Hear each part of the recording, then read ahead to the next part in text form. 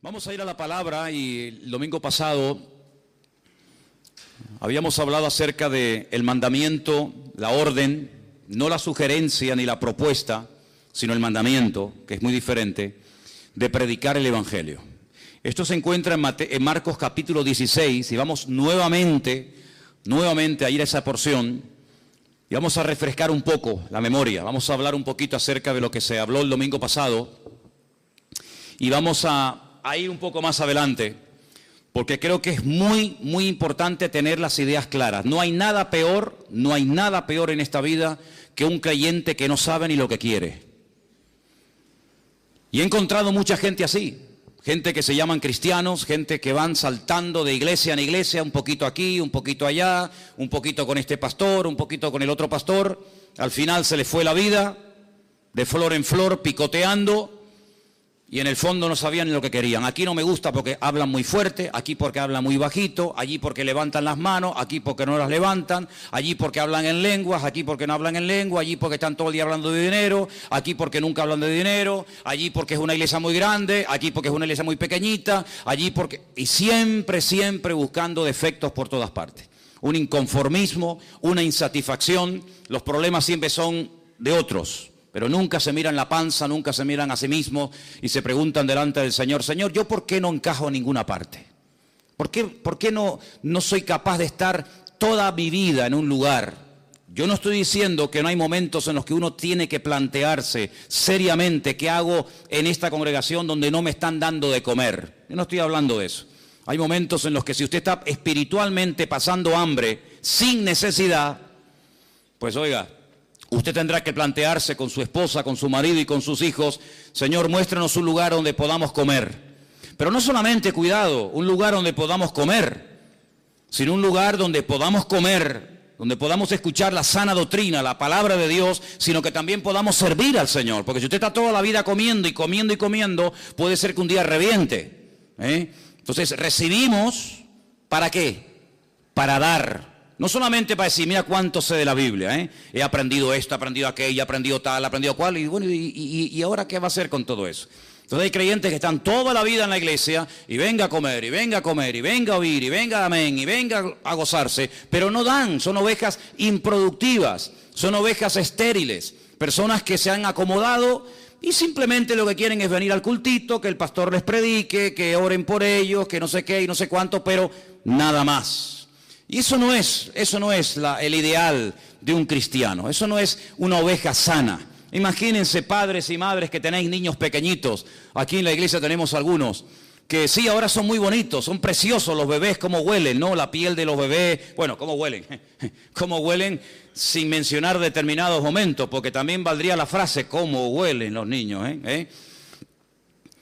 Pero el niño, pasan 6 meses, pasan 8 meses, pasa 1 año, pasan 3 años y el niño siempre está así. Y no crece. Ay amigo, ya no es una cosa bonita. Ya no es para decir, mira qué niño más lindo. No, ahora como que nos cortamos diciendo, ¿qué le pasa a mi niño que no crece? Me pasó una vez y lo comenté aquí en la iglesia, que yo estaba en un lugar y vimos a una pareja que había puesto como especie de una toalla, una manta en el suelo, y había un niño, pero el niño tenía cara de mayor, pero el cuerpito era de un bebecito. Y bueno, el Señor nos dio la oportunidad de hablar un poco con ellos y nos dijeron que el niño tenía una enfermedad y es que no crecía. El cuerpo no se desarrollaba. La cara sí, el aspecto del niño era de un niño mayor, pero sin embargo no crecía. Eso es una enfermedad, eso no es normal. El apóstol Pablo dice en la carta a los Corintios, concretamente en el capítulo 13 de la primera carta: cuando yo era niño, yo hablaba como un niño. Yo no siempre tuve la voz que tengo ahora. Había una vez en mi vida que yo hablaba así. Pero después ya cambié la voz, ¿sabe? Yo tuve complejos durante muchos años de chiquitito. Yo era el más pequeño en el equipo de fútbol. Yo soy lampiño, yo no tengo pelos. Y cuando yo entraba a las duchas y yo veía aquellos gorilas allí dentro, y entraba yo decía, me daba vergüenza. ¿Sabes lo que hacía? Me cortaba pelos de la cabeza, lo pegaba con cinta adhesiva y me lo ponía bajo el sobaco, para que no se rieran de mí. Si la vida nos va cambiando la voz, la vida nos hace crecer, estirarnos. Yo no puedo ponerme los zapatos, las camisas y los pantalones de cuando tenía 8 años. Pero hay cristianos, hay creyentes que llevan toda la vida con la misma talla de pantalón y de camisa porque no han crecido. Se han quedado raquíticos, se han quedado enanos. ¿Es esto algo nuevo, algo que tiene que ver con el siglo XXI, que es algo de los últimos tiempos? No se equivoque, hermano. Ya en los tiempos bíblicos, en los tiempos de la primera iglesia primitiva, ya había estos problemas. Por ejemplo, el apóstol Pablo, me remito otra vez a la carta a los Corintios, le dice, sois niños en Cristo. No les puedo dar alimento sólido, porque si se le da una chuleta a un niño lo matamos. No puedo compartir con ustedes cosas profundas, no puedo usarles en otros aspectos de la vida. ¿Por qué? Porque os habéis quedado estancados, sois niños, carnales. Y claro, y como sois niños y carnales y no habéis madurado ni crecido, habláis como niños, pensáis como niños, hay celos, hay envidias, hay divisiones. Quítate tú para ponerme yo, porque os comportáis como auténticos niños, aunque lleváis toda la vida en la iglesia. Y también cuando uno lee la carta a los hebreos, pues también encontramos palabras como ya es tiempo de dejar los rudimentos y avanzar hacia la perfección, y comer comida sólida. Y es una tragedia cuando hay creyentes que no quieren crecer, están ahí tranquilos, ahí en su asiento un año y otro año y está bien, yo vengo, pero esa no es la voluntad de Dios. Dice la Biblia que cuando un pastor sale con su rebaño por las montañas, con frío, con calor, por la mañana, por la tarde, por la noche, a veces jugándose la vida con peligros tremendos, ¿para qué sale? ¿Para qué hace el esfuerzo ese hombre? Es que no hay otra cosa a la que dedicarse en la vida. Bueno, la Biblia nos enseña y nos da a entender tanto en el Antiguo, a través de la vida del rey David y de otros personajes, porque muchos patriarcas fueron pastores. Curiosamente, Abraham fue pastor, Isaac fue pastor, Jacob fue pastor, José fue pastor, David fue pastor y muchos fueron pastores. Y el esfuerzo que hacían era para poder ver que ese rebaño les daba leche, o les daba corderitos, o cabritos, o les daba lana, o les daba algo, pero nadie se está sacrificando año tras año, día tras día, pasando frío y hambre y jugándose la vida por nada. ¿Se da cuenta? Entonces el Señor ha invertido mucho en ti, hermano. ¿Sí o no? El Señor ha invertido mucho tiempo en nosotros, mucho. ¿Cuántos sermones tú has oído? ¿Cuántos más o menos? ¿100? 100. 200, 300, 400 y... El Señor quiere que toda esa semilla que ha sido plantada en tu corazón produzca fruto. ¿Y qué dice el Señor? ¿Qué dice el Señor de un árbol que no da fruto? ¿Qué hay que hacer con el árbol que no da fruto? Según el Señor. Cortarlo. Y si lo dejamos para que decore, no, es que no hay objetos decorativos en el reino de Dios. En otros aspectos sí, pero en la iglesia nadie es un objeto decorativo. Vamos a poner el púlpito aquí, una plantita y al hermano al lado, así, quietito, sin moverse. No hay objetos decorativos en el reino. Dice el Señor que llegó a maldecir el Señor Jesucristo a una higuera porque daba un aspecto pero eran falsos. Estaba cargada de hojas y se acercó y dice la Biblia que la maldijo porque tenía hambre y no había fruto en ella. Dijo, ¿para qué queremos una higuera que no dé fruto? Está inutilizando la tierra y impide el crecimiento de otros árboles. Alguien le dijo, bueno, vamos a darle otra oportunidad, vamos a abonarla, bueno, ok, una oportunidad más, pero si no da fruto, me la cortan y la tiran al fuego. Así de claro. Entonces, cuando uno va a la palabra del Señor, en el capítulo 16 de Marcos, vimos la semana pasada que el Señor a sus discípulos primero les reprochó su incredulidad y su dureza de corazón. Versículo 14, Marcos 16, 14. Les reprochó, les echó en cara lo duro que todavía eran. Lo incrédulos que todavía eran. ¿Cómo es posible que a veces le cuentes a un cristiano un milagro y te diga, bueno, ya no sé, no será una exageración lo que me estás contando? ¿Cómo puede ser que haya cristianos que duden del poder de Dios? ¿Cómo puede ser que haya iglesias y denominaciones enteras que digan que hoy en día Dios no hace milagros? Entonces, ¿yo qué soy? Si yo entré a la iglesia la primera vez en mi vida a robar, y entré enfermo, y entré endemoniado, que no podían conmigo 8 hombres. ¿Y yo qué soy? Señor, ese día me sanó, me salvó y me liberó. Y eso tenía 17 años, voy a cumplir 55 dentro de unos meses. Y nunca más el enemigo me volvió a meter mano ni a meterse dentro de mí ni experto. ¿Por qué? Porque el Señor hace una obra total, rotunda y absoluta. Tuve años en psicólogos, años en psiquiatra, amarrado con camisas de fuerza, de un hospital a otro. Y todo era inútil, hasta que vino el Señor y me salvó, me liberó y me transformó la vida. ¿Cómo que Dios no hace milagros hoy en día? ¿Pero quién dijo ese disparate? Lo que pasa es que no los hace a través de tu vida, ni tú los ves, porque tú eres un incrédulo. Que tienes la cabeza así de gorda, llena de Biblia, pero tu corazón está seco porque no tienes comunión con Dios. Y el Señor, cuando va a su palabra, nos dice: prediquen el Evangelio. Pero espere un momento. Pero cuando usted predica el Evangelio, cuando usted obedece y pone en práctica la palabra, dice: señales seguirán. Las señales siguen. No es que usted tiene que ir detrás de las señales, no, yo no sigo ni señales ni sigo a nadie, yo sigo a Cristo. Y dice la Biblia que el bien y la misericordia tienen la orden de parte del Creador de seguirme hasta el fin del mundo. Y Él nos protege y Él nos cuida y Él nos bendice. Pero cuando obedecemos, ¿y qué hay que obedecer? Predicar el Evangelio. ¿A quién? A toda criatura. ¿Eso lo dice la palabra de Dios, sí o no? Ir por todo el mundo y predicar el Evangelio a toda criatura. Está hablando con judíos, no está hablando en una iglesia evangélica, donde es normal predicar el Evangelio. ¿Qué vamos a predicar? Donde es normal ir a China, Japón, a Cuba, a América, a Europa. No, estamos hablando hace 2000 años con un grupito pequeño de judíos. Y los judíos decían: yo no salgo de mi tierra para nada, porque fuera de mi contorno, fuera de mi frontera, lo que hay son los goyim. Y los goyim son los perros, los gentiles, que no merecen nada. Por eso Jonás se metió en un barco y le preguntaron: vamos a ver, pero tú ¿a qué te dedicas? ¿Cuál es tu oficio en la vida? Y dice: yo soy profeta del Dios Altísimo. Yo sirvo al Dios Todopoderoso, al Dios de Abraham, de Isaac y de Jacob. ¡Wow! ¿Y qué haces aquí si eres profeta? Porque este no es tu lugar. Pregúntate siempre, ¿estás en tu lugar? Y si estás en el lugar, ¿estás haciendo lo que el Señor te ha llamado? Si tú eres profeta, ¿qué haces aquí de marinero? No, es que yo estoy huyendo. ¿Huyendo de quién, muchacho? Huyendo de la presencia de Dios.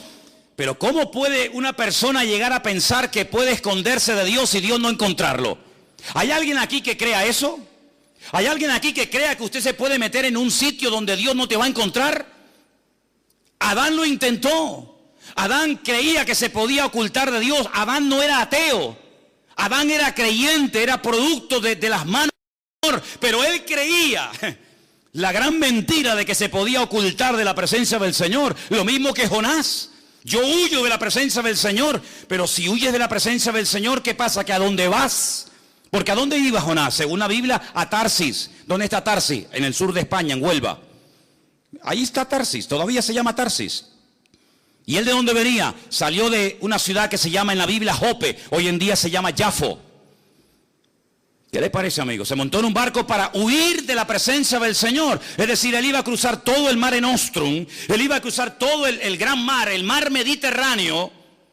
Porque decía: aquí vive Dios en Israel, en el templo de Jerusalén, pero allí en el otro extremo de la tierra Dios no está. Y entonces allí no está la presencia del Señor. Por lo tanto, allí puedo hacer lo que me da la gana, vivir en desorden, vivir en rebeldía, porque Dios vive allí, pero más allá ya no está. Se equivocó. No hay lugar en el mundo, ni fuera del mundo, del cual te puedas esconder de Dios. A todo lugar donde vayas, de día o de noche, el Señor sabe dónde está. Sus ojos recorren toda la tierra, dice la palabra del Señor. Por lo tanto, es inútil huir de la presencia del Señor. Pero él, ¿por qué huía? Porque le había dado el Señor la orden de ir a un país extranjero, a otra cultura. ¿A dónde? A Nínive. ¿Y eso dónde queda? En Irak. Ay, amigo. Y allí era la gente terrible, terrible. Allí eran, pero vamos, salvajes, auténticos salvajes, como siguen siendo hasta el día de hoy. Como siguen siendo las peores barbaridades y las peores torturas y las muertes más viles y humillantes y crueles se siguen todavía desarrollando y manifestando en esas culturas. Y lo filman y lo suben a internet para que todo el mundo vea los salvajes que son. Tremendo, siguen siendo iguales. El espíritu no ha cambiado. Y dice, ¿quién? Yo ir a Nínive para que se arrepientan. Y si se arrepienten, Dios los va a perdonar. De eso nada. Por lo tanto, si yo no voy y si yo no les predico, no les vendrá convicción de pecado, porque el mensaje era muy cortito, pero era muy claro. Dile a los habitantes de Nínive que dentro de 40 días, si no se arrepienten, destruyo la ciudad entera. Y Jonás dice, 40 días, pues ya está, fácil. Yo me voy de la presencia de Dios, no les predico, si no voy yo nadie va. No hay internet, no hay WhatsApp, no hay nada. Y dentro de 40 días, qué bueno, el Señor se los cargó a todos. El Señor dijo, no, eso es lo que tú te crees, pero Dios nunca pierde, Dios siempre gana. ¿Cuántos dicen amén? Diga conmigo, Dios nunca pierde, Dios siempre gana. Más fuerte, Dios nunca pierde, Dios siempre gana. Que te tiran por la borda y prefieres morir ahogado, no te lo crees ni tú, querido. Yo no sé silbar, pero si supiera, trágate a este. Ya verás cómo le quito la tontería. Cuando él se metió dentro de aquel submarino, dentro de aquel enorme pez, y comenzó a sentirse mareado, y una noche, y 2 noches, y 3 noches, dijo, Dios mío, sí voy, cuenta conmigo, allá voy.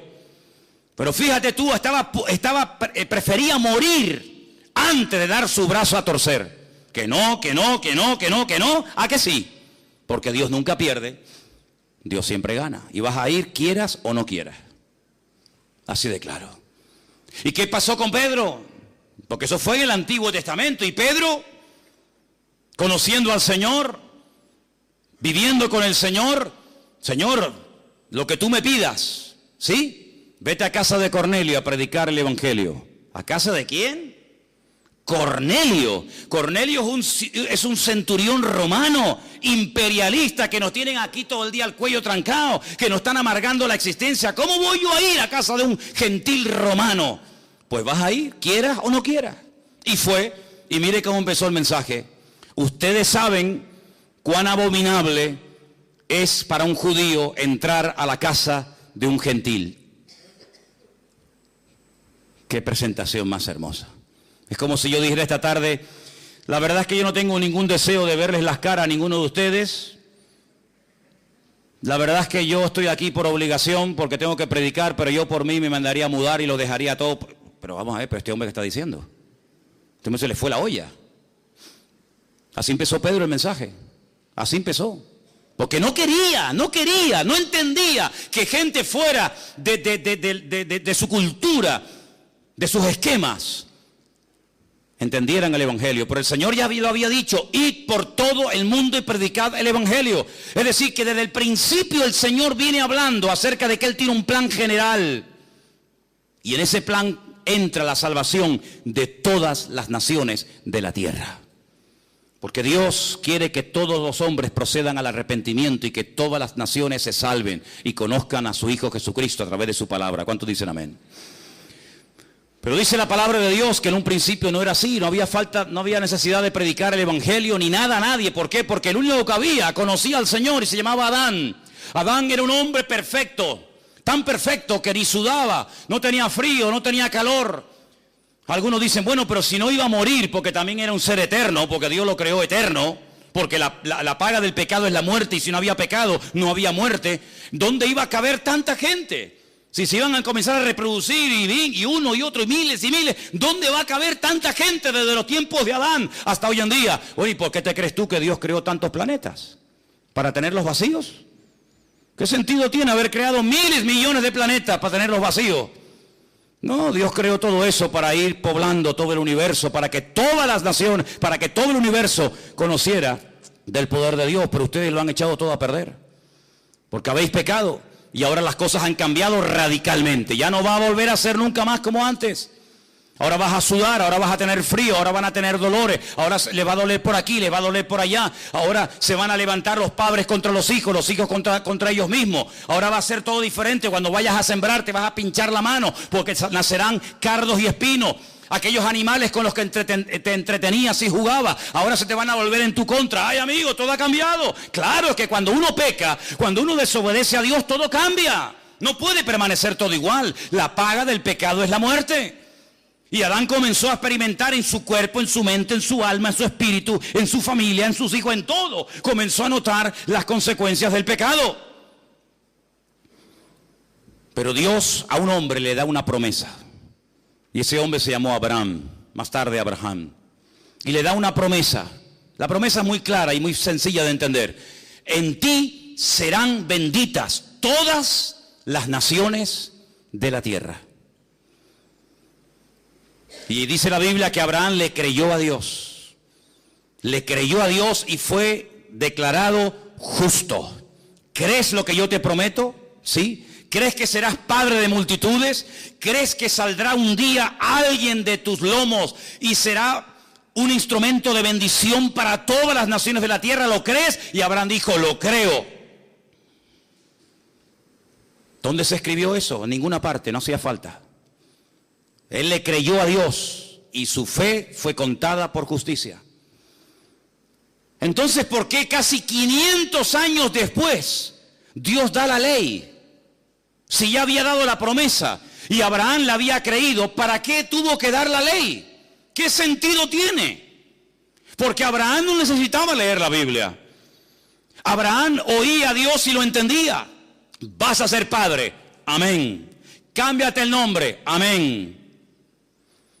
Vas a tener un hijo que a través de él vendrá la promesa, amén. Vete mañana y me lo sacrificas sobre un altar en el monte Moriah, amén. Él tenía una línea directa con Dios, le entendía perfectamente. Él le transmitió su fe a su hijo Isaac. Isaac nunca leyó la Biblia, nunca fue a la iglesia, nunca tuvo un pastor, un rabino, un reverendo, pero ellos entendían a Dios. No vayas a Egipto, le dijo el Señor a Isaac. Y dijo, pues no voy. ¿Dónde lo leyó? No hacía falta. Jacob, ¿dónde se congregaba? En ninguna parte. Pero sin embargo él tenía encuentro con ángeles, él hablaba con Dios. Dios le dijo, a partir de ahora te vas a llamar Israel. Jacob no, Israel. ¿Cómo tenían ellos tanta línea directa con Dios? José nunca leyó la Biblia. Uno de los hijos de Jacob nunca leyó la Biblia. Nunca fue al culto, nunca estuvo en una reunión. Sin embargo, un día le vino una mujer casada a proponerse acostarse con él. Dice, ni se te ocurra, yo no puedo hacer eso, pecaría contra mi Dios. Pero ¿dónde está escrito que eso es pecado? Dijo. ¿En qué libro? ¿Dónde está escrito que acostarte con la mujer de tu amo Potifar sea pecado? Aquí está escrito. No necesito ley, no necesito Torah, no necesito nada, porque yo conozco a mi Dios. Y como conozco a mi Dios, sé lo que le gusta y lo que no le gusta, lo que le agrada y lo que no le agrada. Y a Noé le dice, cuando construyas el arca, vas a coger 7 parejas de animales limpios y animales impuros, y los vas a meter en el arca. ¿Y cómo sé cuáles son los limpios y cuáles son los impuros? Si eso no está escrito, yo te lo voy a decir. Entonces hubo un tiempo, hubo una generación, hubo un grupo de personas minoritarias que tenían un nivel de comunión, un nivel de santidad, un nivel de relación con Dios tan elevado que no necesitaban que nadie les predicara, que no necesitaban Torah, que no necesitaban ley ni mandamientos ni nada. Entonces la pregunta la vuelvo a hacer otra vez, ¿para qué Dios la dio? Si cuando Dios le hablaba a esta gente ellos entendían y obedecían, ¿para qué da la ley? Cuando la ley son 613 mandamientos. ¿Para qué? Si ellos saben, con esta no me puedo acostar, este es un animal limpio y no se puede comer, este es inmundo y no lo puedo comer, esto lo puedo hacer, aquello no lo puedo hacer. Si lo saben todo porque tienen esa ley grabada en sus conciencias y en sus corazones, ¿para qué le das la ley? Bueno, es que la Biblia dice para qué fue dada, vamos a verlo. Gálatas capítulo 3, verso 19. Porque esta pregunta que yo estoy lanzando hoy a todos ustedes, esta pregunta no es la primera vez que un ser humano se la hace en la historia de la humanidad. Esta pregunta ya se la han hecho miles a lo largo de la historia. Por lo tanto, tiene respuesta. ¿Dónde está? En la Biblia. Vamos a verla. Gálatas capítulo 3, versículo 19. ¿Lo tienen, hermanos? ¿Para qué sirve la ley? Porque Abraham no la necesitó. Abraham se circuncidó él solo. Él solo, sí, él, y a su hijo, y al otro, y al otro. Entonces, ¿para qué fue, o para qué sirve entonces la ley? Amigo, escucha esto. Es que la ley fue añadida a causa de las transgresiones. Porque no todo el mundo era como Abraham, no todo el mundo era como su hijo Isaac o como su nieto Jacob, no todo el mundo tenía la espiritualidad y la santidad y el nivel de relación como tenía José. Ojalá fuera así, pero no era la realidad. Por lo tanto, hay que poner límites. Por lo tanto, la ley no fue dada para los buenos, sino para los transgresores, porque los buenos no necesitan ley. Dice, ¿qué ley le voy a poner a un obediente como Abraham? ¿Qué ley le voy a poner? No me obedezcas tanto. Oye, no tengas tanta fe. A los que hacen la voluntad de Dios, a los que conocen al Señor, no necesitan ley, pero fue dada a los transgresores. Y ellos no eran transgresores, pero iba a haber muchos. Fue dada a causa de las transgresiones hasta, ay amigo, esta preposición es fundamental, ¿hasta cuándo? Viniese la simiente a quien fue hecha la promesa. ¿A quién se le hizo la promesa? A Abraham. En ti serán benditas todas las naciones de la tierra. Cuando venga esa simiente, cuando se cumpla esa promesa que yo te he dado, hasta ese momento llega la ley. Mientras tanto, no. Entonces dice, hasta que viniese la simiente a quien fue hecha la promesa y fue ordenada por medio de ángeles en mano de un mediador. Y el mediador no lo es de uno solo, pero Dios es uno solo. Luego, ¿la ley es contraria a las promesas de Dios? Dice, en ninguna manera. Pero si por la ley, porque si la ley dada pudiera vivificar, la justicia fuera verdaderamente por la ley. Mas la Escritura lo encerró todo bajo pecado, para que la promesa que es por la fe en Jesucristo fuese dada a los creyentes. Pero antes, escucha, antes de que viniese la fe, estábamos confinados, encerrados, enclaustrados bajo la ley, encerrados para aquella fe que iba a ser revelada. De manera, versículo 24, que la ley ha sido nuestro ayo, para llevarnos ¿a quién? Para llevarnos a Cristo. Yo pregunto, ¿vino ya Cristo o no ha venido todavía? Porque en Israel lo están esperando, dicen que no ha venido. Pero yo pregunto hoy en Santa Cruz de Tenerife, ¿Cristo ha venido, sí o no? Bueno, pues sí ha venido. Y dice aquí, de manera que la ley ha sido nuestro ayo para llevarnos a Cristo, a fin de que fuésemos justificados por la fe. Pero venida la fe, ya no estamos bajo ayo. Ya está. Si usted no entiende esto, pues oiga, yo intentaré explicárselo lo mejor que pueda. Pero está tan claro, tan claro.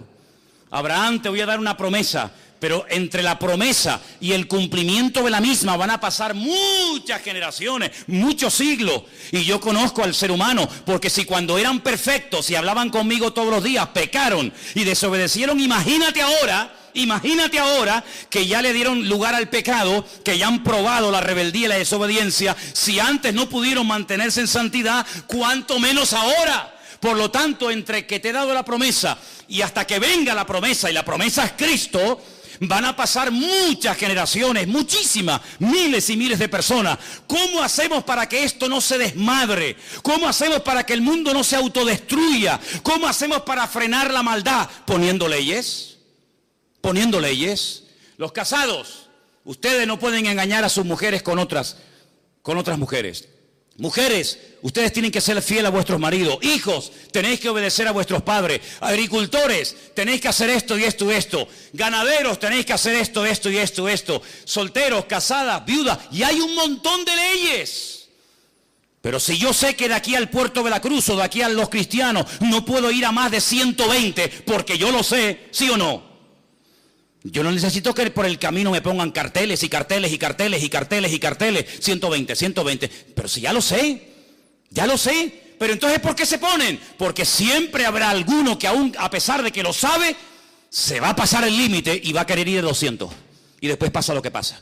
Si yo sé que en España se circula por la derecha y los que me vienen por la izquierda, yo no necesito tantas indicaciones, porque ya lo sé, ya lo aprendí, ya lo sé de toda la vida.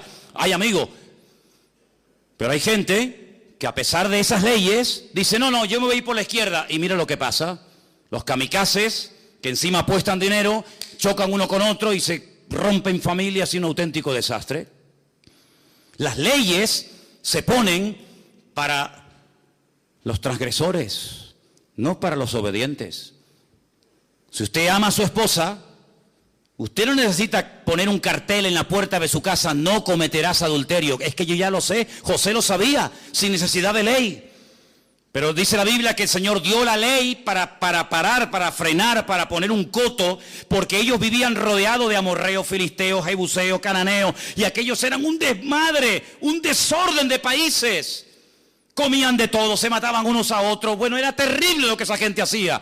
Si yo cojo a mi pueblo de la esclavitud en Egipto y los meta a vivir con esta gente, se van a pudrir como ellos, se van a terminar matando unos a otros. Entonces pongo leyes. Por ejemplo, ¿por qué los judíos tienen la obligación o tenían la obligación en aquel tiempo de sacrificar en el altar animales como por ejemplo corderos, ovejas, bueyes?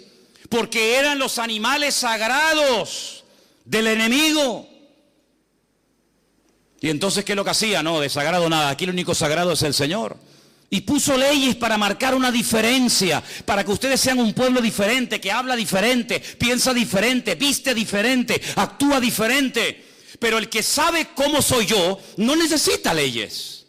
El que sabe cómo soy yo, como el caso de mi amigo Abraham, como el caso de José, y como el caso de otros personajes, ellos saben cómo tienen que vivir, porque tienen comunión conmigo, pero ustedes, la mayoría, que no tienen comunión conmigo ni la quieren tener, yo a ustedes les tengo que meter leyes y leyes y leyes y leyes, y esto no, y esto no, y esto no. Y la ley, escúchame bien, no hay misericordia, no hay clemencia en la ley, no existe. Te para el guardia civil y usted va a 200 y le dice carnet de conducir, papeles del vehículo, no sé qué, no sé cuánto, y usted le dice, mire, ¿y no me podría perdonar? No. ¿Por qué? Porque la ley dice que usted se ha pasado el límite de velocidad y según la ley yo lo tengo a usted que multar. ¿No hay misericordia? No. ¿No hay clemencia? No. Y como le dijo una vez un hermano que venía conmigo en el coche, le dice, y si sigue hablando y protestando, también le voy a poner otra multa porque veo que no llevaba el cinturón de seguridad puesto, así que mejor estése calladito. Pues le van a caer todas encima. ¿Qué le parece, amigo?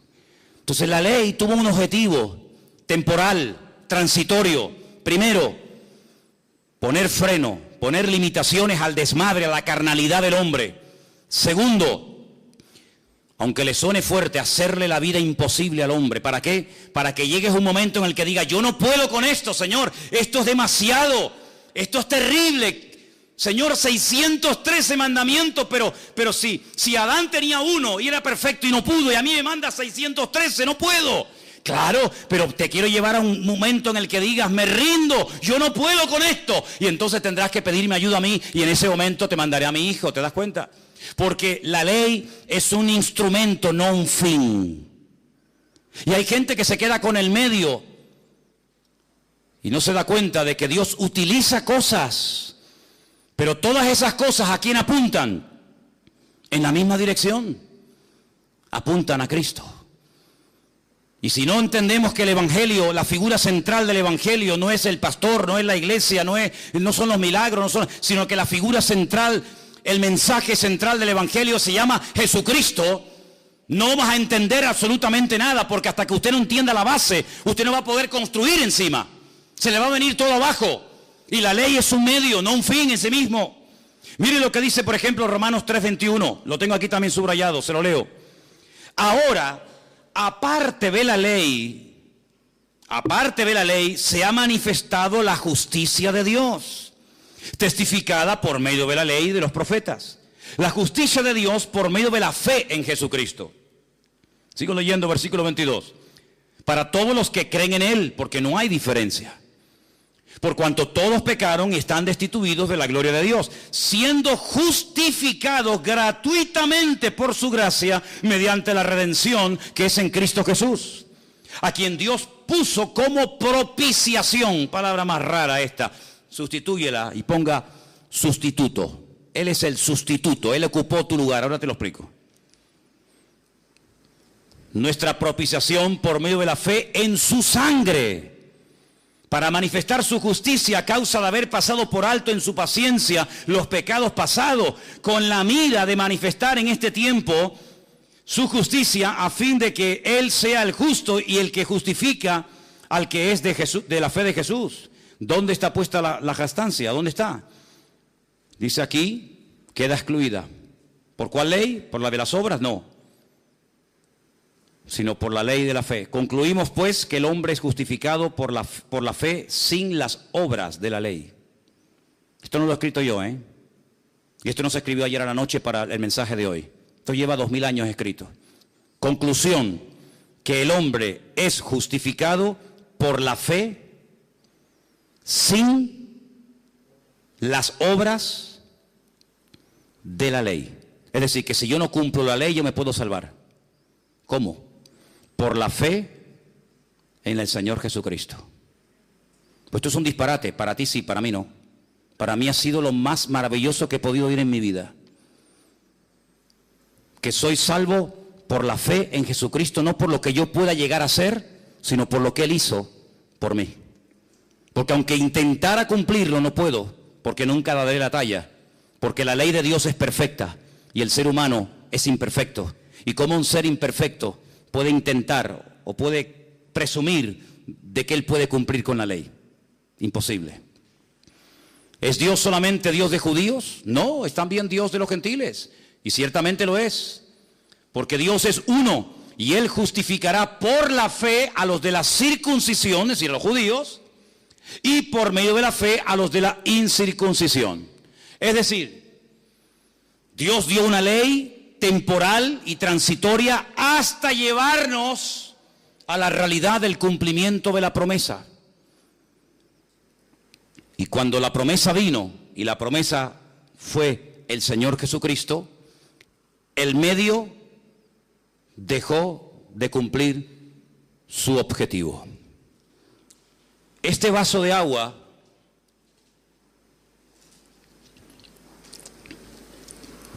es simplemente un medio para depositar en él agua. Pero el valor no está en el vaso. El valor está en su contenido. Y para poder transportar de un lugar a otro el agua no lo puedo llevar en la mano. Lo tengo que llevar en un recipiente. En este caso el vaso o la botella. Pero cuando yo bebo el agua, ya el vaso no tiene ninguna razón de ser. ¿Qué es más importante, el contenido o el continente? ¿Qué es más importante, el medio o el fin? ¿Qué es más importante, aquello que se utilizó para llevarme a Cristo o Cristo que fue el cumplimiento de aquel medio por el cual Dios estableció la ley? Decide tú, tienes que decidir. Nosotros tenemos la capacidad de elegir el tipo de vida que vamos a llevar delante del Señor. Bueno, y entonces, ¿qué pasa con los mandamientos de la Biblia? Me refiero a los del Antiguo Testamento. Vamos a poner un ejemplo y vamos a proponer en esta tarde el cumplirlos a rajatabla. Voy a llevarles, por ejemplo, a dos versículos, Éxodo 23 y Levítico 23, ¿vale? Vamos a hacer la prueba. Éxodo, repito, 23, 14. Y el otro es Levítico 23 también. Los dos capítulos 23. Vamos a ver. Vamos a ver. A ver qué nos conviene más. Éxodo capítulo 23. Dije que es versículo 14. Vale, vamos para allá. 23, 14. 3 veces en el año me celebraréis fiesta. 3 veces en el año me celebraréis fiesta. Halloween, Semana Santa y Navidad. ¿No? Eso no dice aquí. Pero que dice que hay 3 fiestas en el año que tengo que celebrar. Vamos a ver cuáles son. La fiesta de los panes sin levadura guardarás. 7 días comerás los panes sin levadura, como yo te mandé en el tiempo del mes de Abib. El mes de Abib, ¿cuál es ese mes? ¿Cuál es el mes de Abib? ¿Qué significa Abib? Tel Aviv. ¿No hay una ciudad que se llama Tel Aviv? ¿Y Aviv qué significa? Primavera. Como yo te mandé en el tiempo de la primavera. Porque en ese mes saliste de Egipto y ninguno se podrá presentar delante de mí con las manos vacías. Bien, ya sé cuál es una. Los panes sin levadura. 7 días comiendo panes sin levadura. Vale. Segunda, la fiesta de la siega. Bien. Y después, si quiere, podemos leer la otra que también nos dice que era la fiesta de los tabernáculos. Está en Levítico 23, 34. Y ahora dice, 3 veces en el año, versículo 17, estoy aquí, 3 veces en el año se presentará todo varón delante del Señor. Vale, entonces según el Antiguo Testamento, estamos tratando de hacer una prueba práctica, objetiva, para ver si podemos cumplir con esto. 3 veces al año dice el Señor en su palabra que todo varón, luego las mujeres quedaban excluidas. Ah, no me dijeron nunca eso. Yo no sé lo que ustedes le dijeron, yo sé lo que estoy diciendo. Las mujeres no tenían obligación de hacerlo, los hombres sí. 3 veces al año, fiesta de Pascua o Pesaj. Pesaj significa saltar. Saltaron de la esclavitud a la libertad. Un poquito más adelante, 50 días más adelante, la fiesta que llamamos nosotros Pentecostés o Shavuot, la fiesta de las semanas. Y al final, casi entre septiembre, generalmente octubre, una fiesta que se llama la fiesta de los tabernáculos. Pero la pregunta es, ya sé el nombre de las fiestas, ya sé cuántas fiestas son, pero ¿dónde se celebraban? ¿Dónde se ponían en práctica estas fiestas? ¿Dónde? ¿Dónde? En el sitio que estableciera el Señor tu Dios. ¿De dónde huía Jonás? ¿De Tacoronte? ¿De la matanza? ¿De dónde huía Jonás? Él huía de Jerusalén, huía de Israel, porque en la mentalidad del judío se les metió hasta en los tuétanos que Dios vive en el templo de Jerusalén. Por eso yo cuanto más me aleje de Jerusalén, más me alejo de la presencia de Dios. Mira, hasta el día de hoy, hermano, escuchen bien esto. Hasta el día de hoy en Israel está la creencia de que el mundo son como grandes círculos concéntricos. Cuanto más lejos vivas de Jerusalén, más lejos vives de Dios. Si tú vives dentro de Israel, estás más cerca de Dios. Pero si vives en el norte de Israel, no estás tan cerca de Dios como el que vive en el centro de Jerusalén. ¿Por qué? Porque en Jerusalén era donde vivía el gran rey, no donde vive, donde vivía el gran rey. Pero dentro de Jerusalén había una montañita, un monte llamado el Monte Moriah, y dentro del monte había un edificio, y dentro del edificio había 2 habitaciones, y dentro de ese edificio había una en particular, pequeñita, que era el Santo Santorum, el lugar santísimo, donde estaba allí el Arca de la Alianza, y donde entraba una vez al año, en el día del Yom Kippur, el sumo sacerdote. Ese era el hombre que vivía más cerca de Dios. Los demás vivían, depende, a 4 kilómetros de Dios, a 5 kilómetros de Dios, a 8 kilómetros de Dios. Esa era la mentalidad. Esa era la mentalidad que había. Y el Señor dice, me celebraréis estas 3 fiestas anuales donde yo lo dijere, donde yo lo estableciere. Bueno, venga, va. A ver, tubillete.com. Vamos a sacar billetes para poner esto en práctica. Estamos ahora en la fiesta de la... ¿Cómo es? La fiesta de la Pascua. Muy bien, venga, tubillete.com. Mañana sacamos un billete, salimos desde Tenerife Sur, paramos en Madrid o en Barcelona y de ahí cogemos otro avión y nos vamos a Tel Aviv.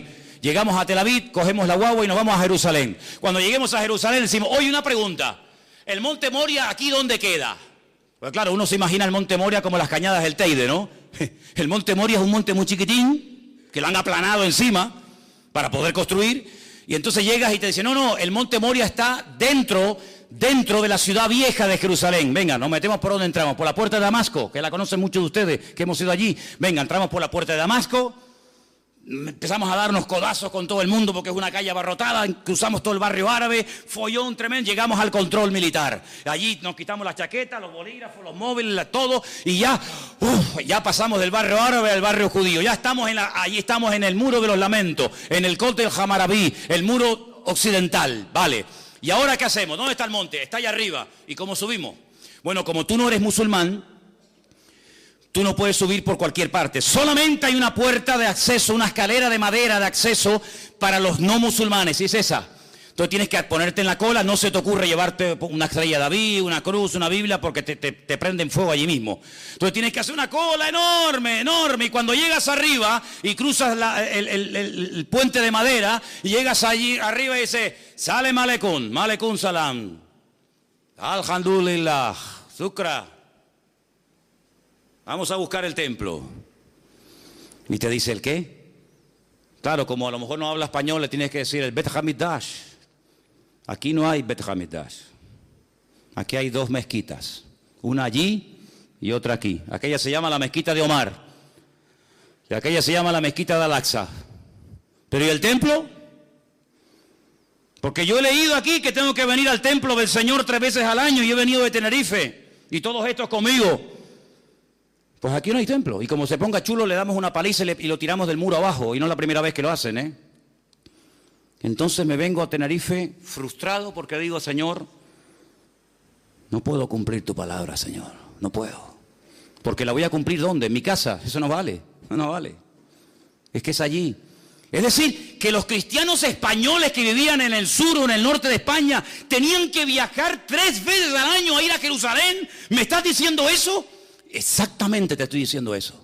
Y si no quería, eso es otro tema. Pero el Señor dijo 3 veces al año se me van todos a Jerusalén a celebrar la fiesta de Pesach, la fiesta de Shavuot y la fiesta de los tabernáculos, la fiesta de Sukkot. Pero Señor, si yo lo quiero hacer hoy en día yo cojo tu palabra y la interpreto literal y la quiero poner en práctica, no puedo. Y si no hago las cosas como tú me has dicho, ¿qué hago entonces? Bueno, pues si no puedes hacer las cosas como yo he dicho, no las hagas, porque para hacerlas mal mejor que no las hagas. Pero ¿y entonces cómo hago? Bueno, entonces lo que tengo que ir a la Biblia a buscar una respuesta a mi incertidumbre, a mi problema. Señor, ¿qué hago? Y ahora me encuentro que la Biblia dice, vuestra Pascua es Cristo. Amigo, que mi Pascua es Cristo. Ajá. Yo soy vuestra Pascua. Por eso mi paz os dejo, mi paz os doy. Y a donde vayas, te puedes estar tranquilo, porque si vives en el sur, en el norte, en América, en Oceanía o donde sea, en Cristo, lo que no puedes cumplir, aunque quieras, porque no se dan las condiciones, ya lo has cumplido si tienes a Cristo viviendo dentro de tu corazón. Ay, amigo, ¿os dais cuenta cómo Cristo es todo? ¿Te das cuenta cómo Cristo destaca por encima de todo? Es como cuando un alpinista está días y días y se esfuerza y lucha y oxígeno y esto y aquello. No ve nada, está luchando para llegar a una cumbre y cuando llega por fin arriba, ¡ay, amigo! Desde arriba se ve una panorámica alucinante, se ven todos los picos, se ve a lo mejor en el fondo otro continente, se ve, yo qué sé, el mar. Pero para poderlo ver todo, tienes que subir. Por eso dice la Biblia que hasta que no subamos, hasta que no levantemos en alto al Señor Jesucristo, no vamos a entender nada. No vas a entender nada, porque los mandamientos del Señor tienen condiciones. Y si no se dan las condiciones, no se puede poner en práctica el mandamiento. No te puedes inventar una Biblia a tu manera, a tu estilo. No se podían hacer sacrificios en las casas. Eso quiere decir que yo no puedo hablar de la Pascua en mi casa. ¿Quién ha dicho eso? ¿Quién ha dicho que no? ¿Quién ha dicho que no podemos hablar en la iglesia o en la escuela dominical o en el culto de jóvenes o donde sea de cualquier otra fiesta? No estoy diciendo eso. Lo que estoy diciendo que si usted quiere hacer las cosas decentemente y con orden, como Dios manda, aunque quisieras, no puedes. Porque de los 613 mandamientos, más de 418 giran en torno a la construcción del templo. Ahora mi pregunta es esta. ¿Dios no tiene poder para que se levante el templo en Jerusalén ahora mismo? Cuando le dijo Pilato al Señor, no me hablas, no me contestas, tú no sabes que yo tengo poder para... Y el Señor como diciéndole, pero si yo hago así, amigo, yo hago así, me vienen aquí 1.000.000 de ángeles a defenderme, ¿qué estás diciendo? Claro que el Señor podría ahora mismo hacer así, ¡bum!, y arrasar todo lo que hay allá arriba y construir el templo, pero ¿por qué no lo hace? Pues porque no le da la gana. ¿Por qué no quiere? Porque el Señor permitió que lo destruyeran. Y el Señor hasta este momento, hasta este minuto, ha impedido que se vuelva a reconstruir. Para que ya no esté vuestra vida girando en torno a un edificio de piedra, sino que vuestra vida sea una vida cristocéntrica, centrado no en un templo, no en un lugar, no en un país, sino que vuestros ojos estén enfocados en Cristo. Y por eso Pablo dice, si habéis, tú sabrás si habéis o no, si habéis resucitado con Cristo, poner la mira, ¿dónde? ¿Dónde tengo que mirar? ¿A dónde mira el musulmán cuando ora? A la Meca. ¿A dónde mira el judío cuando ora? A Jerusalén. ¿Y a dónde mira el cristiano cuando ora? ¿A dónde miro? A Jerusalén no, a la Meca no. ¿A dónde miro? Poner la mira en las cosas de arriba y no en las de la tierra, donde Cristo ha resucitado, y poneros con Él en lugares celestiales en Cristo Jesús. Ay, amigo, es que no me habían hablado así, que no es mi culpa que no te hayan dicho eso. Pero hoy en día nuestra vida no gira en torno a una fiesta, no gira en torno a un hombre, no gira en torno a un medio, sino gira en torno al Rey de Reyes y Señor de los Señores. Y sin Él no lo tenemos nada, y con Él lo tenemos todo. ¿Cuántos dicen amén y le dan un aplauso al Rey en esta tarde? ¡Gloria a Dios! ¡Y a su nombre! ¡Y a su nombre! Eso es lo que es el Evangelio. Eso es el Evangelio. Aunque quisieras hoy a muerte dar tu vida por cumplir los mandamientos de la Torá, no puedes. No puedes. Por eso están insatisfechos continuamente. Por eso han tenido que decir, bueno, y si ahora no podemos orar 3 veces al día o presentar nuestro sacrificio, y no podemos subir al templo, y no podemos, ¿qué hacemos? ¿Qué hacemos? Y ahí se levantaron los rabinos a lo largo de la historia y escribieron una enciclopedia gigantesca, enorme, llamada el Talmud. Ay, amigo. ¿Y qué es el Talmud? Pues es la creación de la Mishnah y la Gemara, la Totafot y la Hagahá. ¿Eso qué es? Tradiciones y mandamientos. Y el Señor dijo, recorréis tierra y mar para ganar a un prosélito. Y una vez que lo ganáis, le ponéis tanta presión y tantas cargas encima que lo agobiáis y lo convertís en 2 veces más hijo del infierno que antes, pero vosotros ni con un dedo las movéis. Que Dios no vino a ponernos cargas, Dios vino a decir, los que estáis cargados y trabajados, abusados espiritualmente, hartos de la vida, venid a mí y descansad, y yo os haré descansar, dice el Señor. Para eso vino Cristo. Y ahora podemos entender cosas tan sorprendentes que rompen los esquemas de la época y hoy en día, como por ejemplo aquella mujer que dice que la sorprendieron en el mismo acto de adulterio. Bueno, hermanos, yo entiendo que la pillaron con las manos en la masa. Ahora, si usted es mujer y está cometiendo adulterio y te pillan, quiere decir que pillan a uno y al otro, ¿o no? ¿O con quién está cometiendo usted adulterio? ¿Con la silla? ¿Con quién? No, te hemos pillado. Y no sacaron una foto porque no pudieron. Entonces cogen a la mujer y al hombre, cogen a la mujer y la llevan al Señor y le dicen, según nuestra ley, fíjate tú dándole clases de ley al Señor,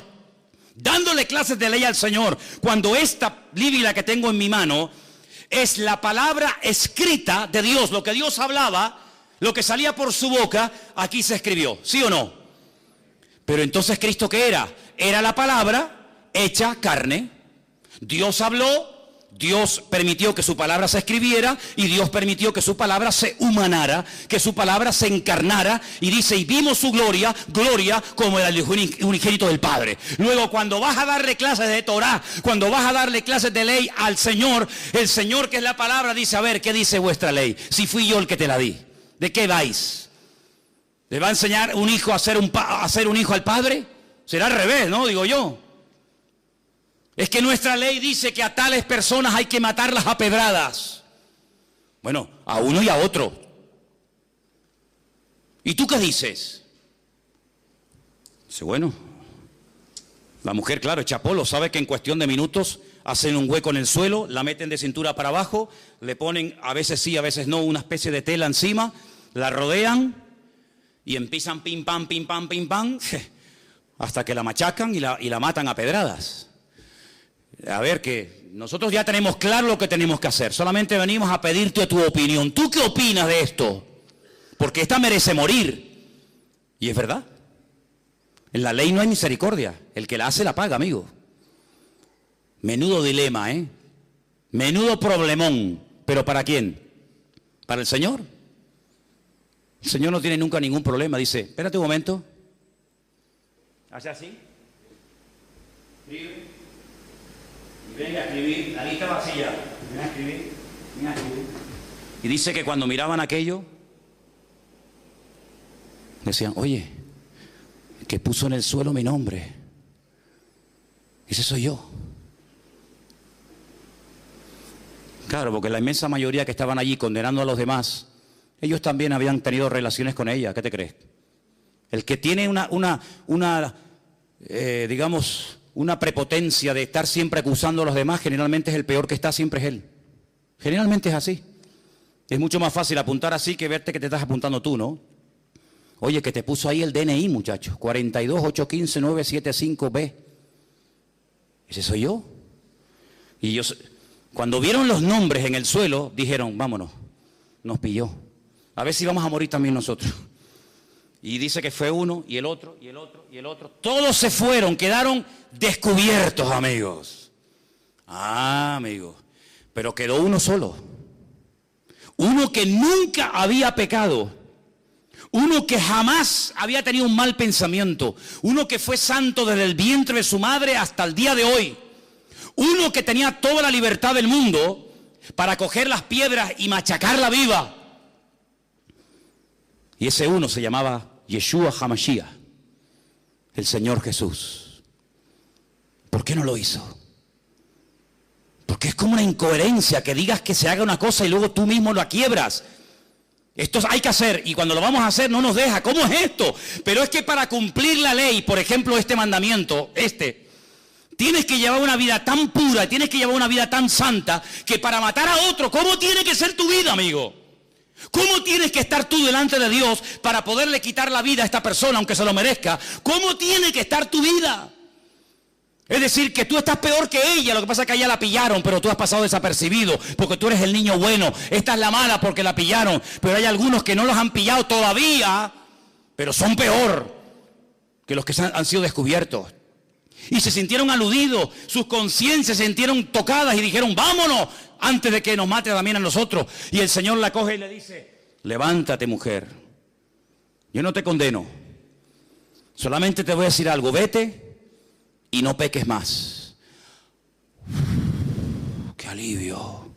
Pero nos enfrentamos con un dilema. No se ha solucionado el tema totalmente. Claro, la mujer se va contenta, pero aquí hay una duda. Entonces, ¿qué hacemos? ¿La cumplimos o no la cumplimos? Porque si resulta que se acostó con otro y tú la perdonas y aquí no ha pasado nada, cuando tu palabra dice en la ley que hay que matarlas a pedradas, ¿en qué quedamos? Perdonamos ahora a los asesinos, a los pederastas, a los etarras, perdonamos a todo total. Dios es bueno y perdona a todo el mundo. ¿Es eso el mensaje que nos transmite el Señor? No, es que hay parte B, viene la segunda parte, escúchala. El Señor sabía que tenía que morir, pero si Él lo había mandado. El alma que pecare, esa morirá, y esta pecado tiene que morir. Pero vamos a hacer una cosa, no hemos leído esta tarde, cuando les dije esa palabra rara que se ha leído, Él es la propiciación de nuestros pecados, que les dije, si no la entiende, póngala por la palabra, Él es nuestro sustituto. ¿Os acordáis que lo dije? Muy bien, vamos a hacer una cosa, en vez de matarla a ella, yo me ofrezco voluntario para que me maten a mí. ¿A ti? Pero si tú no eres ni casado, tú no puedes cometer adulterio aunque quisieras. Tú no has pecado nunca, no importa. Yo vine a este mundo a dar mi vida en rescate por muchos. Y voy a morir por ti, Judas, también, que me vas a traicionar y me vas a vender. Voy a morir por ti. Te voy a estar esperando hasta las 3 de la tarde que muera. Te voy a estar esperando colgado en la cruz. Y voy a morir por ti, Poncio Pilato, que te lavas las manos. Aquí no ha pasado nada. Por ti también voy a morir. Y voy a morir por ti, Anás y Caifás.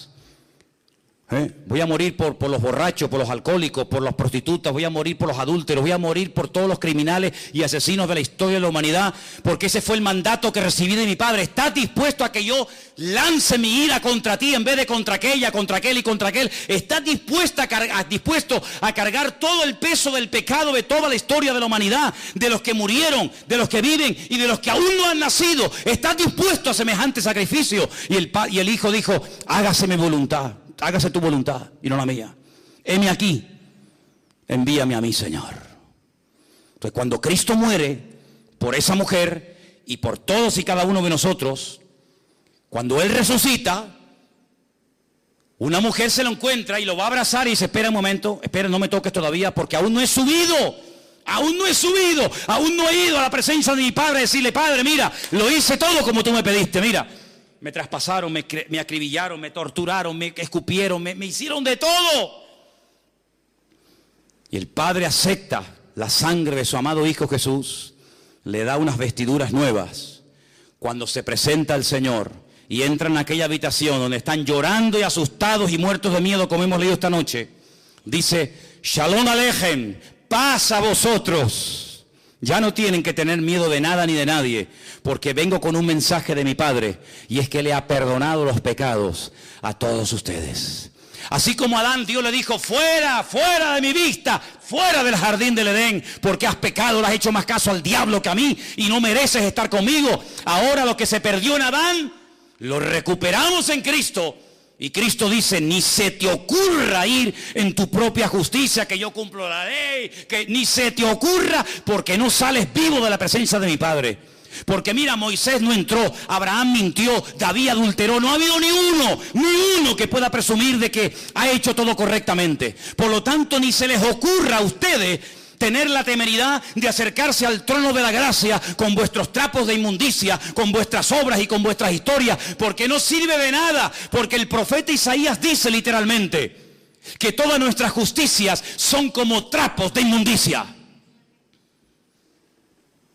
Y si quieren se lo digo en hebreo, como compresas usadas. ¿Eso dice en hebreo? Sí, Señor. Todo lo mejor que me puedan ofrecer, ese es el concepto que Dios tiene de lo mejor. Imagínate de lo peor. Señor, pero entonces, de nada sirven mis sacrificios, de nada sirven mis esfuerzos, de nada, de nada. Y ahora, ¿cómo me presento delante de Dios? Permítame la expresión, no me malinterpreten. Disfrazado de Cristo, vestido de Cristo. Para que cuando tú vengas delante de Él, ¿por qué decimos, vengo a ti en el nombre de Cristo? Porque como vengas en tu nombre, amigo, como vengas en tu nombre, eres hombre muerto. Señor, no soy digno. Señor, no merezco nada. Soy un adúltero, soy un fornicario. Tengo problemas de este tipo, tengo problemas de otros. Soy así, soy asado. Cosas que ni mi mujer ni mi marido saben, las he hecho, las he deseado, las he pecado, las he comprado, las he mirado. Señor, no soy digno, pero vengo vestido con las ropas de justicia de Cristo. Y el Padre te dice, hijo mío, porque no te ve a ti, ve a Cristo. Y como ve a Cristo que cumplió la ley y dio la talla y su sangre nos ha limpiado de todo pecado, ahora podemos dormir en paz y vivir en paz, aunque no haga nada. Pero ¿cómo que no haga nada? No, que ya no tengo que hacer nada, porque ya todo lo hizo Él. Si usted quiere el vasito, toma el vaso. Pero el Señor dijo, ¿tú no te das cuenta que este vaso fue traspasado de generación en generación? Abraham se lo dio a Isaac, Isaac se lo dio a Jacob, Jacob se lo dio a José, José se lo dio al otro, y fue pasando de generación en generación. Y dice, ¿y cuándo vamos a poder beber? ¿Cuándo vamos a ver el cumplimiento de esto? Y llegó Cristo y dice, del vaso del que yo bebo, vosotros también beberéis. Y no entendieron en ese momento nada, pero vieron personas que sí entendieron el mensaje. Lo entendieron mucho más claro que los religiosos, porque el espíritu religioso embota la mente. El espíritu religioso fanatiza al pueblo. El espíritu religioso esclaviza la mentalidad de la gente.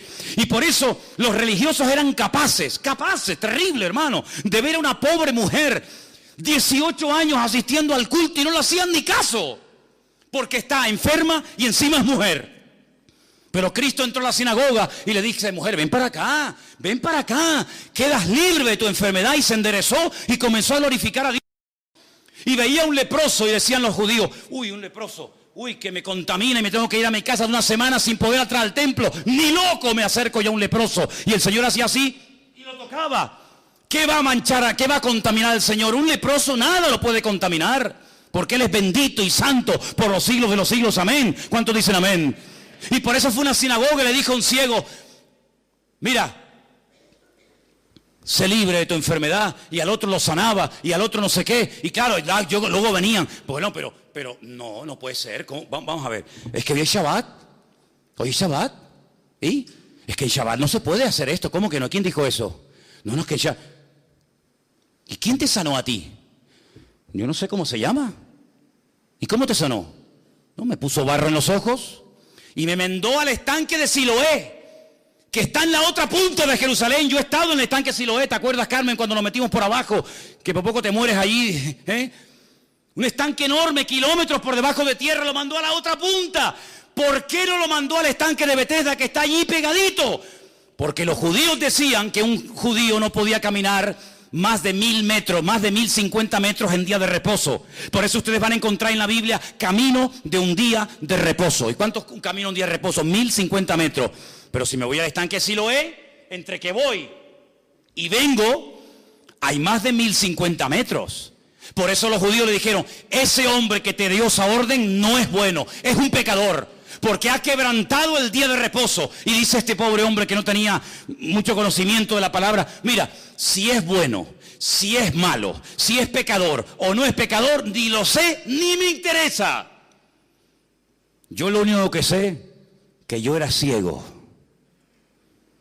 y ahora veo. Y ustedes con toda su parafernalia no me habéis podido ayudar en todos estos años. Y este hombre vino y en un segundo me cambió la vida. Hasta que tú no entiendas que el Evangelio ha superado con creces todos los medios, todos los vasitos, todos los instrumentos que ha utilizado el Señor, vas a ser un esclavo de cosas. No toques, eso no se puede hacer, eso no se puede mirar, eso no se puede ir. Y el Señor dice que ha venido para darnos libertad cuando conocemos la verdad, y la verdad se llama Cristo. Por eso en esta iglesia predicaremos toda la vida que teniendo a Cristo lo tenemos todo. ¿Cuántos dicen amén? Hay iglesias, lo sé, soy consciente. Llevo ahora 34, 35 años de pastor. Conozco todos los pastores de estas islas. Los conozco, sé cómo se llaman, cómo se mueven. Incluso algunos que ni son pastores, pero ellos dicen que lo son. Y en algunas iglesias, si usted no paga el diezmo, está bajo maldición. Y la gente se asusta. Y si usted se va de esta iglesia, usted va sin la bendición. Y si usted no habla en lengua, no se va al cielo. Y venga condenación, y venga condenación. Mi Señor no vino para amargarle la vida a nadie. Mi Señor vino para dar libertad a los cautivos. Hoy estarás conmigo en el paraíso, hijo. Pero sin dar el diezmo. ¿Cómo se va a salvar sin dar el diezmo? Sin hablar en lengua, sin ayunar, sin evangelizar a nadie, así, por la buena. Hoy estarás conmigo en el paraíso. ¿Pero qué ha hecho este hombre? Nada. Es que no puede hacer nada. El que lo está haciendo soy yo. Y como yo lo voy a hacer bien, yo te ofrezco el paraíso y lo que haga falta. Pero hay algunos que están empeñados, porque son ignorantes y quieren seguir siendo ignorantes, que es lo peor, que hay que hacer esto, que hay que hacer aquello, que hay que hacer tal, que hay que hacer tal, que hay que hacer no sé qué, y que hay que hacer no sé cuánto, y que hay que hacer, que te he demostrado con la Biblia, o no te enteras, te he demostrado con la Biblia que aunque quieras cumplir la ley no puedes, hombre, te lo estoy diciendo. Entonces no sigas R que R con lo mismo, no sigas R que R con lo mismo, hombre. No se puede cumplir la ley, no se puede cumplir la Torá, no se puede cumplir bajo ningún concepto. Hay un laxus que ha quedado ahí suspendido y es el tiempo de gracia en el cual dice el Señor, ahora prediquen el Evangelio, abren los ojos a la gente, que entiendan que no es a través de este medio, que no es a través de aquel, que hay un solo camino, un solo mediador y tiene nombre, se llama Jesucristo. ¿Cuántos dicen amén? Entonces si usted viene a esta iglesia y quiere dar el diezmo, que no lo quiere dar, a mí me da igual si usted da dinero o no da igual de dinero, me da igual. Si muchos de ustedes cuando estaban en el mundo yo estaba predicando el Evangelio, si yo no vivo de lo que la gente da, yo vivo por fe porque sé que mi Señor es mi pastor y nada me faltará. Si usted habla en lengua, pues me parece bien, mire, es que yo no quiero hablar en lengua, pues no hable, mijo. A mí me da igual si usted habla o no habla en lengua. Es que a mí no me gusta ayunar, pues no ayune. Es que yo no puedo venir a la oración por la mañana, pues no venga. Pero entonces esto que es un libertinaje, no, es la libertad gloriosa de los hijos de Dios. Es vivir tranquilo, vivir sin agobios, vivir sin presiones religiosas. Yo odio la religión, porque las religiones son ataduras y son presiones a la gente. Y encima el religioso se cree que por cumplir está agradando a Dios y a veces nada más lejos de la realidad. ¿Saben lo que le digo? Lo que le digo a muchos. Disfruta de la vida. Disfrute de la vida. Hermano, y si yo no me levanto a las 6 de la mañana y si oro a las 10, ¿qué? El Señor a las 10 está ocupado, no lo puedo atender. Nunca he entendido eso. Está bien levantarse temprano y orar, yo no tengo nada en contra de eso. Pero si mañana quiere dormir una horita más, ay Señor, perdóname. ¿Por qué? Porque tenía que haber orado a las 6. ¿Dónde dice la Biblia que hay que orar a las 6? La Biblia dice orad sin cesar. A las 6, a las 7, a las 8, a las 9, a las 10. Dios no ha venido a traernos condenación, hermano. Dios ha venido a alegrarnos la vida. No te la compliques más de lo que la vida nos pone impedimento. Porque el Señor ha venido a que usted sea libre, a que usted viva en paz. Se viene a la iglesia a disfrutar, no se viene a la iglesia a sufrir. Si usted va a una iglesia a sufrir, no vaya. ¿O usted es masoquista? ¿Le gusta que le humillen? ¿Le gusta salir vacío? ¿Le gusta salir mal? No, la iglesia ha sido diseñada por el Señor para abrirnos los ojos, para aclararnos nuestras dudas, para que no seamos ignorantes y vivamos en la libertad gloriosa de los hijos de Dios. ¿Cuántos dicen amén? ¿Y entonces qué tengo que hacer? Pues buscar a Dios en oración, esforzarme en lo que dice el Señor. Ahora bien, yo les hago una pregunta. Si no se puede cumplir la Torá porque no se dan las condiciones actuales para cumplirla, ¿para qué complicarme la vida queriendo cumplir con algo que no se puede? Dele la vuelta a la tortilla. ¿Usted puede hoy en día orar? Pues ponte a orar. ¿Usted puede hoy en día congregarse? Sí, pues congréguese. ¿Usted puede leer la Biblia? ¿Usted puede evangelizar? ¿Usted puede ayudar a una persona así? Entonces, ¿por qué no te preocupas más en hacer lo que puedes hacer? Y no te agobias tanto con lo que no puedes hacer. ¿Usted puede hacer feliz a su mujer? Pues hágala. No, es que, no sé, haga lo que pueda hacer y deje en las manos de Dios lo que usted no puede hacer. Ese es el evangelio que se predica aquí. Esto es lo que se enseña en esta congregación, Vida Nueva. Aquí y en nuestra iglesia en el Puerto de la Cruz y lo que estamos enseñando en el sur, esto es lo que aquí enseñamos. Es que en la otra iglesia, es que a mí no me interesa lo que enseñen en otras congregaciones, no me interesa. Aquí enseñamos la libertad que Cristo nos vino a dar, no libertinaje. Aquí enseñamos una vida de tranquilidad, de paz, de sosiego. Aquí enseñamos lo que dice la Biblia, predicamos el evangelio del Señor Jesucristo. Si usted quiere que yo le predique la Torá, váyase a Jerusalén, porque yo no soy un rabino, yo soy un cristiano. Y yo no tengo la obligación de enseñar Torá, yo tengo la obligación de enseñar evangelio. Eso es el mandato que dice la Biblia.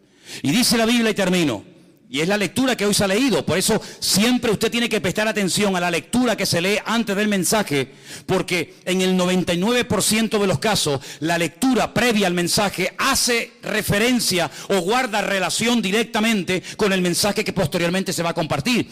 Y si usted prestó atención, nuestra hermana Sonia subió aquí y dijo: si algún ángel del cielo viene y os predica otro evangelio diferente al que nosotros os hemos anunciado, sea anatema.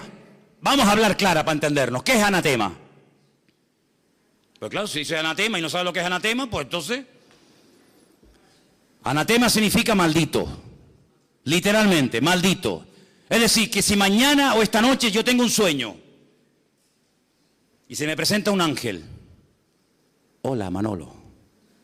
¿Qué tal? ¿Qué pasó? Te vengo a dar un mensaje. A ver. Que el Señor no va a venir. Vengo de parte del Señor que no va a venir. Vengo a decirte que la Biblia que tiene está equivocada, que no es la verdadera. Que hay por ahí otra que nunca se tradujo por miedo a no sé qué. Que el Señor no ha perdonado los pecados de todo el mundo, sino de unos cuantos. ¿Saben lo que hago con ese ángel? Tengo un bate de béisbol que cogí aquí en el rastro. Tengo un bate de béisbol. Le doy una entrada de palos al ángel, hermano. Yo he cogido en más de una ocasión el bate de béisbol. Mira, una vez cuando cogí el bate de béisbol, fue en Bolivia, en Santa... ¿Hay algún boliviano aquí? Tú eres de Santa Cruz de la Sierra. En el 7º anillo, donde teníamos nosotros el comedor, y comenzamos a dar de comer y comer y comer a los niños, que ahí tú sabes que hay mucha necesidad, ¿verdad? Por allí no aparecía nadie, ni los pastores de la ciudad cuando íbamos a visitar las iglesias, y Armando está ahí, que no me dejará mentir. Íbamos a las iglesias y contábamos lo que estábamos haciendo, de barro hasta aquí, miseria, era terrible aquello. Y nos decían, pues no sabíamos que aquí había eso. Y tú eres de aquí de Bolivia, y yo vengo de 15.000 kilómetros y sé más de la miseria que hay en tu barrio que tú. ¿Pues tú qué pastor eres? ¿Qué evangelio predicas tú? Y lo llevábamos al barrio y se quedaban asustados. Llevamos un día un montón de doctores para que examinaran a los niños y decían, ay, estos niños qué sucios. Claro, ¿qué quiere? A los pocos días de estar allí predicando el evangelio y de haber inaugurado un comedor, hicimos una campaña evangelística y el barrio contento, bueno, la gente venía, era aquí una pasada. Ay, amigo, me dicen unos niños, hay por allí unos señores que también están como ustedes repartiendo folletos y Biblia. Y digo, ¿sí? Pero si aquí nunca ha venido nadie, ¿dónde están? Y me fui, ¿y saben quiénes eran? Ya saben, ¿no? Los testigos de Jehová. No habían ido nunca en la vida, pero ahora que veían que la gente venía a escuchar la palabra, ahora ellos también venían a repartir comida, ahora ellos también venían de bueno. ¿Sabe lo que hice? Me da igual lo que usted opine, ¿eh? Me da exactamente igual. Ya a las alturas que estoy, me fui, cogí un palo así, me acerqué a los testigos de Jehová y le dije, mira, sinvergüenza, aquí estas criaturas han estado pasando hambre y frío y miseria, y habéis sido incapaces en toda vuestra vida de haber venido aquí, y ahora porque veis que dando comida la gente viene a ver el evangelio, ahora vienen. Te doy 2 minutos para que desaparezcan del barrio. Como no se vayan del barrio, me lío a palos con ustedes y me quedo solo. Y los saqué a todos del barrio. No fueron más en el tiempo, yo no sé si fueron después, pero mientras yo esté aquí, aquí no entra un demonio de esto, utilizando malamente la palabra para... Y los saqué, bueno, no, gracias a Dios no tuve que darle ningún garrotazo a nadie, pero estuve dispuesto a darlo. Porque el Señor Jesucristo un día entró al templo y le dijo, ustedes son unos sinvergüenza, que utilizando la bondad del pueblo, que quieren beneficios al Señor, ahora vienen aquí y ponen unos precios abusivos y están convirtiendo mi casa de oración en una cueva de ladrones. Pero yo digo, ¿y cuántas cuevas de ladrones hay hoy en día? Que afuera pone iglesia no sé qué, iglesia no sé cuánto. Hermanos queridos, hay que espabilar y hay que darnos cuenta de que el evangelio ha venido para darnos libertad. ¿Usted quiere vivir en esa libertad? Bienvenido sea. ¿No quiere vivir en la libertad de Cristo? Bueno, pues que Dios le bendiga. Pero en esta congregación no adaptamos la doctrina a usted. Usted no está aquí para pastorearme a mí. Yo estoy aquí para pastorearte a ti. Y si usted viene a esta congregación, aquí predicamos esto. Del diezmo, no dé, el diezmo, habla en lengua, no habla en lengua, no sé qué, no sé cuánto. Aquí predicamos.